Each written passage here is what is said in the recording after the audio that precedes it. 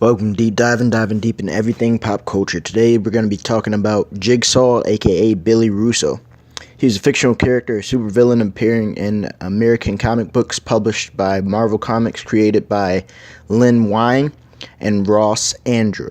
The character made his first full appearance in The Amazing Spider-Man number 162 in November of 1976 and is the arch-enemy of the Punisher. Billy Russo was kicked out by his abusive father at the age of 10 and went on to become a hitman for New York's criminal underworld, where his good looks garnered him the nickname The Beaut.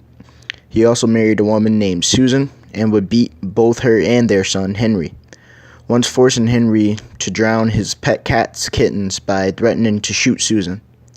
After the botched gangland execution that inadvertently led to the Castle family being massacred, Russo was hired by Frank Costa to assassinate all those connected to the Castles.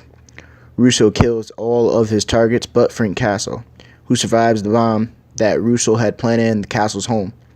Hours later, the Punisher, Frank Castle, tracks Russo down to a Magia nightclub.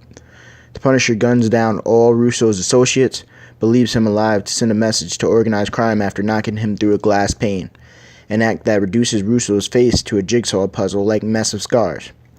Taking advantage of his hideous visage, the formerly handsome gangster adopts the identity of Jigsaw and attempts to frame the Punisher for murder.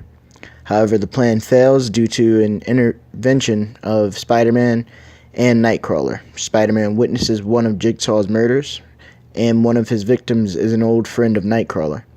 Jigsaw later battled Spider-Man again. This has been another episode of Deep Diving. Thank you guys for listening. If you liked the video, then please press that like button. Also, if you're not yet subscribed, please also subscribe. And once again, thank you guys for taking the time out of your day to watch this video. Have a great day. Peace.